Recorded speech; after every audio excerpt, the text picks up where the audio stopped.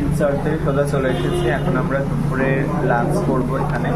সামনে একটা বাঙালি রেস্টুরেন্ট ছিল, এখানে চলে এসেছি দুপুরে লাঞ্চটা করতে। তারপর আর মাত্র একটা পয়েন্টে আমাদের বাকি রয়েছে, সেখানে অনেকটা টাইম কাটাতে হবে। এখানে আমাদের মেনুতে রয়েছে এখানে ভাত, উচ্ছে ভাজা, এটা হচ্ছে ফুলকপি আলুর তরকারি। হ্যাঁ, এখানে এটা হচ্ছে একটা বরবটি টরবটির তরকারি, হচ্ছে ডাল, পাঁপড়, স্যালাড, হচ্ছে চিকেন, হচ্ছে ফিশ। একসময় শিলচর ছিল শুধুই জঙ্গল আর বরাক নদীর চর। ব্রিটিশরা যখন চা আবিষ্কার করলো তখনই এই জায়গার ভাগ্য খুলে গেল। চারপাশে চা বাগান হলো, আর চা তোলার জন্য দূর দূরান্ত থেকে মানুষ আসতে লাগলো। তাই শিলচরের গায়ে আজও অনেক ভাষার গন্ধ লেগে আছে।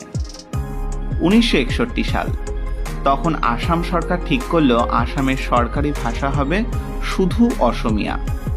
শিলচরের বাঙালিরা মেনে নিল না, তারা বলল আমাদের মায়ের ভাষা বাংলা। বরাক নদীটি খুবই অভিমানী, বর্ষায় সে ফুলে ফেঁপে ওঠে।